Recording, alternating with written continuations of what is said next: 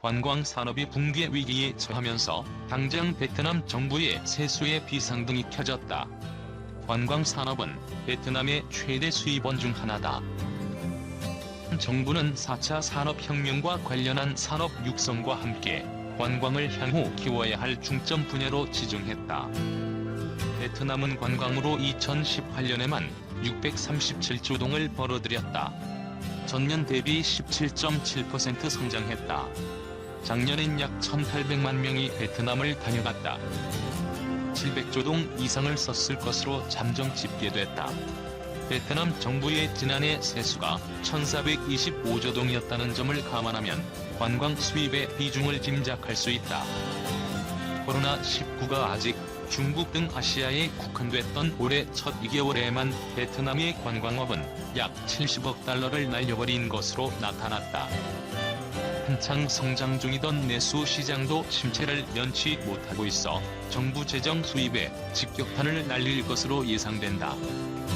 베트남 민간경제발전 리서치 이사회가 이달 초에 조사한 보고서에 따르면 코로나19가 향후 6개월 이상 지속되면 베트남 내 74%의 기업이 파산할 것으로 예측됐다. 음식점, 호텔 등은 고객이 사라지면서 종업원들을 불가피하게 해고하는 상황이 벌어지고 있다. 정부는 애써 만들어 놓은 재정 건전성을 포기해야 하는 상황으로 몰릴 수도 있다. 베트남은 GDP 대비 공공부채 비율의 상한선을 65%로 정하는 등 재정 건전성을 확보하는 데 힘써왔다. 글로벌 경제 위기가 닥쳐왔을 때에 대비하자는 차원에서다. 지난해 GDP 대비 공공부채 비율은 57% 수준이었다. 돈 쓸 곳이 많은 베트남 정부로선 부채 비율 상한선을 정하는 건 피치 못할 고육지책이다. 워낙 재정 여력이 부족하자 베트남 정부는 지난해 GDP 산정 기술을 변경했다. 덕분에 상한선 설정의 모수인 GDP가 상승했고 공공부채 비율은 낮아지는 효과를 얻었다. 코로나19 사태의 장기화는 정부가 공들여온 그간의 노력을 수포로 만들 가능성이 크다. 기업들의 연쇄도산을 막기 위해 기업 소득세이나 부가가치세이나 체납 벌금 면제를 비롯해 은행을 통한 유동성 공급에도 나서야 할 상황이다. 시중은행의 대출 증가율을 올해 약 11%대로 묶어놓을 정도로 베트남 정부가 금융부문의 무분별한 대출을 억제하는 데 총력을 기울여왔다는 점을 감안하면 현재의 상황은 우리 밖으로 여러 마리의 토끼들이 날뛰는 것에 비유할 수 있다. 물가, 환율, 외환 보유고를 적정 수준으로 유지하면서 한정된 재정을 제조업 육성, 인프라 건설 등 선순위 과제에 집중적으로 쏟아부어 연 6에서 7%대의 경제 성장률을 달성하겠다는 베트남 정부의 목표에 차질이 빚어질 수 있다는 얘기다. 베트남 기획투자부는 올해 GDP 성장률을 7년내 최저인 5.96%로 예상하고 있으나 바닥이 어디일지는 아무도 예측하기 어렵다. 선진국들에 비하면 베트남 정부가 취할 수 있는 양적 완화엔 한계가 있을 수밖에 없다. 사태가 장기화될 경우 베트남 기업들은 각자 도생에 나서야 한다. 빈그룹의 유동성 위기설도 나올 정도다.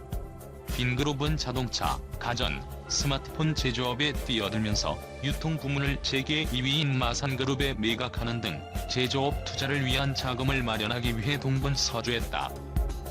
빈그룹의 투자금은 베트남 경제 성장에 베팅한 말레이시아, 대만, 싱가포르계 금융기관에서 나온 것으로 알려져 있다. SK그룹으로부터 약 1조 원을 유치하기도 했다. 코로나19 사태 장기화로 국제금융시장이 경색될 경우 빈그룹이 해왔던 역의 펀딩에도 어려움이 예상된다. 포드, 델타, 메이시스 등 굴지의 미국 회사들이 발행한 회사채조차 정크본드로 전락한 상황이다. 1986년 도이모의 개혁 이후 베트남은 두 번의 위기를 맞았다. 첫 번째는 동아시아를 강타한 1998년의 외환위기다. 당시 아시아의 용으로 불리던 한국이 직격탄을 맞았고 태국도 바트화 폭락 등 전대미문의 위기를 겪었다. 베트남도 불길에서 벗어나지 못했다. 1996년에 9%대를 유지했던 GDP 성장률은 1998년 5.7%, 1999년 4.7%로 급전직하했다. 당시 상황은 엄밀히 말하면 위기였다기보다는 기회를 잡지 못했다는 표현이 더 적합하다. MPI 차관을 역임한 웅우옌마이 베트남 외국인 투자기업협회 회장은 한국, 태국 등을 떠난 외국 자본을 끌어들이기 위해 정책을 짰어야 했는데 베트남은 오히려 법인세 혜택을 축소하는 등 거꾸로 행동했다고 설명했다. 불난집에서 나온 손님들을 자국으로 유치하는 데 실패했다는 것이다. 외국인 투자는 1996년 84억 달러로 정점을 찍은 뒤 1997년 46억 달러, 1999년 15억 달러로 급전직하했다. 수출 또한 1996년 33.2%의 높은 증가율에서 1999년 1.9%로 하락했다. 두 번째 위기는 2007년 세계 무역기구 가입 직후에 찾아왔다. 2008년 미국발 서브프라임 위기가 전 세계적인 금융위기로 번지자 베트남 경제위기설이 일파만파로 번졌다. 그해 5월 13일 일본계 다이와 증권은 베트남 IMF 도움 요청 가능성이란 제목의 보고서를 공개해 시장에 충격을 안겼다. 이로 인해 SP, PT, 무디스 등 국제 신용평가사들은 일제히 베트남 경제에 대한 신용등급을 하향 조정했다. 당시의 위기도 베트남 정부가 자초한 측면이 크다. 베트남 GDP 성장률은 2004년 7.5%를 시작으로 2007년까지 연평균 7%대를 기록했다. WTO 가입은 이 같은 자신감에 근거했다. 국제무역, 금융 무대에 본격적으로 진입함으로써 베트남은 아시아의 신흥 강자로 부상하길 원했다. 하지만 베트남은 기회를 또 다시 날려버렸다. 해외에서 투자금이 쏟아 들어오자 국영기업과 은행들은 돈잔치를 벌였다. 한국의 현대중공업을 벤치마킹하겠다던 국영조선 업체인 비나스는 비효율과 부패로 수조 원을 날려버린 채 2009년에 공중분해됐다. 국영, 민영을 막론하고 기업들은 저마다 부동산에서 한몫 잡으려고 앞다퉈 경쟁했다. 유통업자들은 내수가 살아나자 거의 전 분야에 걸쳐 수입품을 들여와 불을 거머 쥐었다. 그렇게 번 돈은 대부분 부동산에 들어갔다. 2008년과 2009년에 글로벌 금융위기가 발발하고 외국계 자본이 썰물처럼 빠져나가자 베트남은 자산 가격 폭락과 외환 시장 불안, 인플레이션에 시달려야 했다. 당시 베트남 정부는 은행들의 무분별한 유동성 확대를 방조했다. 2005에서 2007년 통화공급량은 135% 증가했다. 은행 신규 대출 증가율은 2006년 29%, 2007년 54%에 달했다.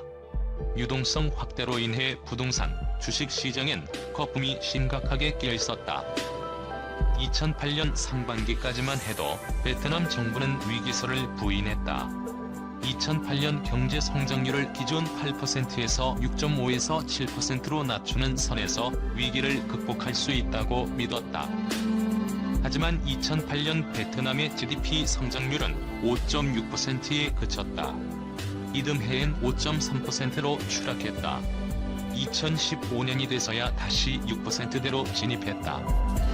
2008년 삼성전자가 하노이 북부에 있는 박민성에 약 5조 원을 들여 휴대폰 등의 제조 공장을 설립하고 LG전자 등 LG그룹이 2012에서 2105년에 하이퐁에 약 1.5조 원을 투자하는 등 대규모 FDI가 유입된 덕분이다. 글로벌 코로나19 확산은 베트남의 세 번째 위기를 안겨줄게 자명하다. 제1의 수출 시장인 미국의 경기 침체가 어느 정도로 언제까지 지속될지가 가장 큰 변수다.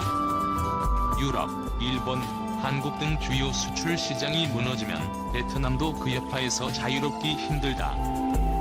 외국인들이 대거 빠져나가면서 베트남 주가지수는 700선마저 위협받고 있다. 올 초만 해도 VN 지수는 1000포인트를 넘나들었다. 이번의 위기는 과거 두 번의 위기와는 성격이 확실히 다르다. 베트남은 과거와 달리 글로벌 공급 사슬의 핵심지다. 중국, 한국에서 부품과 반제품 등을 들여와 베트남은 이를 조립, 가공해 수출 시장에 공급한다. 글로벌 경제와의 연관도가 훨씬 커졌다는 얘기다. 수출 시장이 침체되면 베트남 경제의 동반 하락에 불가피하다. 거꾸로 GSC 효과는 베트남을 추락으로부터 막아주는 방파제 역할을 할 수도 있다. 삼성전자나 LG전자가 갑작스럽게 베트남에서 철수하는 일은 거의 불가능에 가깝다. 베트남 정부가 그동안 체력을 비축한 덕분에 위기를 견딜 힘을 갖고 있다는 점도 과거의 위기 때와는 다르다.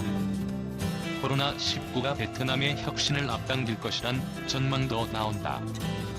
베트남 정부는 그동안 부르짖었던 전자정부, 모바일 결제, 전자상거래, 온라인 교육 플랫폼 구축 등을 이번 사태를 계기로 완수하겠다고 벼르고 있다. 전자정부는 관료들로부터 인허가를 위한 도장을 뺏는 것이나 다름없는 것이어서 베트남 정부의 투명성을 높이는 데 필수 요소로 간주된다. 지지부진하던 국영기업 민영화에도 속도가 붙을 가능성이 높다. 정부 재정을 보충하고 증권시장을 유지하기 위해선 국영기업을 상장하는 것에는 대안이 그다지 없다. 물론 이 같은 전망들은 코로나19가 닥터 둠 루비니 교수 같은 비관론자들의 말처럼 대대공황급 경기 침체로 번지지 않을 것이란 가정을 전제로 한다. 닥터 둠의 예언이 현실화된다면 베트남이든 어떤 국가든 경제 전망 자체가 무의미해진다. 한 건물 주인 한은거에 2달 동안 호치민에서 임대한 30개의 서비스형 아파트로부터 하루에 4천만 동을 잃고 있다.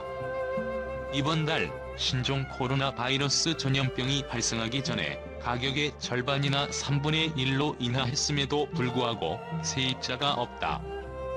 지난해 그녀의 아파트는 베트남과 외국 세입자들이 거의 항상 거주하고 있었지만 베트남이 첫 코로나 바이러스 감염 기록을 시작한 1월 말경부터 상황이 바뀌기 시작했다.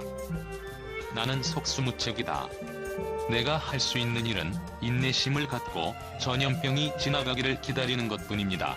라고 그녀는 말했다. 투덕구의 10개 아파트 단지 주인권은 대부분 블루칼라 노동자들이 일자리를 잃은 후 그의 세입자들이 도시를 떠나 고향으로 돌아가 그의 수입이 80% 감소했다. 단지의 투자를 위해 빌린 장기 대출을 갚아야 하지만 남아있는 세입자들은 그에게 할인을 요구하고 있다.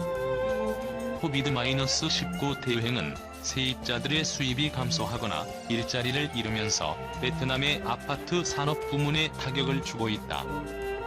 최근 노동보훈사회부 보고서에 따르면 2월 중 약 10%의 기업이 코로나 바이러스 영향으로 생산을 축소해야 했으며 3월 둘째 주에는 15%까지 증가했다고 한다. 최악의 경우 88만에서 130만 명이 일자리를 잃거나 근로시간이 줄어들 것으로 추산된다고 보고서는 덧붙였다. 호치민의 부동산 회사인 응업자로 A의 옹우옌 록 한 사장은 시장에서 임대 수익이 평균 50% 감소하고 있으며 이 수치는 전염병이 계속되면 70에서 80%까지 올라갈 수 있다고 추정했다. 그는 현금 흐름이 떨어지면서 아파트 투자를 위해 돈을 빌린 지주들이 가장 큰 피해를 볼 것이고 이를 위한 최선의 해결책은 제로 수입을 피하기 위해 세입자의 할인 제한을 받아들이는 것이라고 말했다. 그는 다 잃는 것보다 일부를 잃는 것이 낫다면서 이 질병이 억제되면 시장 수요는 정상으로 돌아올 것이라고 덧붙였다. 한편 지주나 세입자 모두 고군분투하고 있다. 호치민 구구역의 세 채의 임대 아파트를 갖고 있는 랑 씨는 12월부터 2채의 신규 세입자를 찾지 못하고 있다. 한 채의 아파트도 건설업에서 일하는 남편이 몇 달째 실직 상태인 5인 가족이 임대했는데 나는 그들에게 20%를 할인해 주었지만 그것만으로도 그들은 수입이 제한되어 있기 때문에 매달 3번 할부로 집세를 내라고 한다. 고 말했다. 하노이 대형 병원 코로나19 확진 계속 늘어 봉쇄, 방역 총력. 베트남 수도 하노이의 한 대형 병원에서 신종 코로나 바이러스 감염증 확진자가 계속해서 늘고 있다. 집단 감염이 확산하는 것 아니냐는 우려가 나온다. 29일 일간 도이체 등 현지 언론에 따르면 베트남 보건부는 이날 오전 코로나19 확진자 5명이 새롭게 발생했다고 밝혔다. 이로써 누적 확진자는 179명이 됐다. 이 중 4명은 하노이 팡마이 병원과 관련됐다고 보건부는 설명했다. 이 병원과 관련해 확진 판정을 받은 사람은 전날 12명에서 16명으로 늘었다. 앞서 보건부는 베트남 최대 규모 중 한 곳인 이 병원에서 확진자가 속출하자 직원과 환자 등 5,000명에 대한 검사를 진행했다. 병원 측도 전날 오전부터 신규 입원을 중단한 뒤 병원을 봉쇄했다. 보건부는 10에서 27일 사이 이 병원을 방문한 환자 및 가족은 지역 질병통제센터에 연락해 지침을 따르고 자가 격리 조처를 시행할 것을 권고했다. 베트남 군 당국은 전날 밤과 이날 새벽에 걸쳐 화학부대 소속 특수 차량 10대를 동원해 병원 안팎에 대한 방역 작업을 실시했다. 섬유 산업은 4억 7,300만 달러의 손실이 예상. 하노이에 본사를 둔 베트남 섬유 및 가공업 그룹의 레틴 정 대표는 5월에 유행병이 억제되고 6월부터 세계 경제가 회복되기 시작한다는 가정하에 계산한 수치라고 말했다. 그는 22개 섬유업체와의 간담회에서 이달 중순 이후 계약 취소를 감안한 것이라고 말했다. 회사가 크면 클수록 취소된 계약 비율이 높아진다. 하노이 소재의 가먼트-C 합작회사가 생산한 셔츠 4만 벌은 한국 구매자가 가져가지 않았으며 다음 달로도 3만 9천 개의 주문도 취소했다. 카코10의 최고 경영자인 단드비엣은 미국의 또 다른 구매자가 수십만 개의 제품 생산을 중단했다고 말했다. 그는 더 이상 구매자로부터 수입을 중단한다는 소식은 듣고 싶지 않다. 이런 일이 대규모로 벌어지면 피해가 클 것이라고 말했다. 다낭에 본사를 둔 후아토섬유 및 가먼트 합작회사는 50만 개 품목이 취소되거나 지연되고 있다고 보고했다. 재고는 또 다른 문제다. 업계는 매달 약 15억 달러치의 자재를 수입하지만 계약의 20%가 취소되면 약 3억 달러치의 자재가 미사용 재고가 되어 시간이 지날수록 가치가 떨어질 것이라고 정은 말했다. 수출액 3위인 베트남 섬유 산업은 코비드 발생 때문에 지난달 중국으로부터 물자 공급에 어려움을 겪었다. 공급망이 대부분 회복면서 생산자들은 전체 섬유 수출의 60% 이상을 차지하는 유럽연합과 미국 등 주요 시장에 팔기 위해 안간 힘을 쓰고 있다. 정은 이번 계약 취소로 생산업체의 매출 손실이 발생하고 앞으로 2개월 동안 280만 섬유 근로자의 30에서 50%가 감원될 것이라고 말했다. 베트남 섬유업회를 협회는 최근 노동부와 관계기관 등의 대행으로 실업자가 된 섬유 노동자에 대해 기본급 50%를 지원해 줄 것을 요청했다. 이 지원으로 대규모 감원을 막을 수 있을 것이라고 업계는 말했다. 비미텍스는 정부가 국내 업체들이 마스크와 같은 보호 제품을 다른 나라에 수출할 수 있도록 허용함으로써 수익을 증대시킬 것을 제안했다. 베트남에는 약 6,800개의 섬유업체가 있다. 베트남 세관에 따르면 지난해 전년 대비 7.8% 증가한 32억 8,500만 달러치의 상품을 수출했으며 미국과 유럽연합, 일본이 최대 바이어로 꼽혔다. 베트남은 우리와 경제 공동체 한 기업, 코로나19 정면 돌파. 베트남 현지에서 활동하는 한국 기업인들은 베트남은 단순한 외국이 아닌 우리의 확장된 경제 영토라는 말을 자주 한다. 베트남을 일회성 사업장으로 취급하지 않고 한국과 상호보완적 교역 구조로 묶인 또 다른 경제 공동체로 여긴다는 의미다. 신종 코로나 바이러스 감염증이라는 최악의 감염병 위기에도 한국 기업 관계자들은 신념을 실천했다. 지난달 말 한국민을 대상으로 대대적인 입국 제한 조치가 시행됐지만 이들은 베트남을 떠나지 않고 현지 정부와 대화를 이어가며 사업 의지를 꺾지 않았다. 공세적인 소통 행보는 결실을 맺고 있다. 베트남 현지 교섭의 최전선에 섰던 삼성전자는 28일 소속 엔지니어 350여 명의 조건부 입국이 이루어지면서 새로운 기회를 찾았다. 코로나19 확진, 환자가 발생한 구미 공장 등의 국내 물량을 베트남에 배정해 글로벌 공급망의 신규 활로를 뚫은 것. 삼성전자 현지 법인 관계자는 본사 인력 300여 명이 추가로 베트남에 들어갈 예정이라며 현지 공장 가동은 전혀 문제가 없으며 철저한 방역관리로 스마트폰 수출 기지의 위상을 공고히 하겠다고 밝혔다.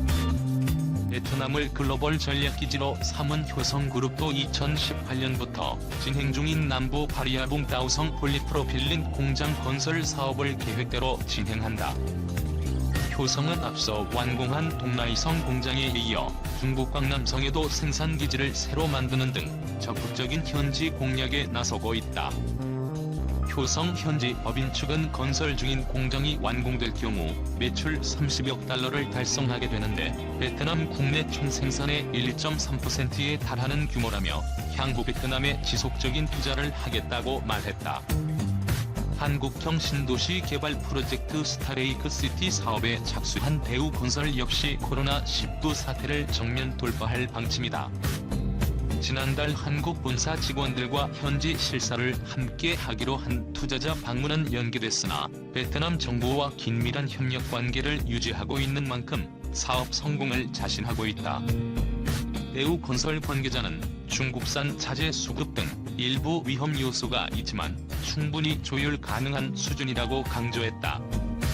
주베트남 한국 대사관 관계자는 베트남 정부의 외국인 입국 금지 방침에도 한국 기업인에 대한 예외 입국 논의는 차질 없이 진행되고 있다며 한국만큼은 안고 간다는 분위기가 확고해 좋은 결과가 나올 것으로 예상한다고 설명했다.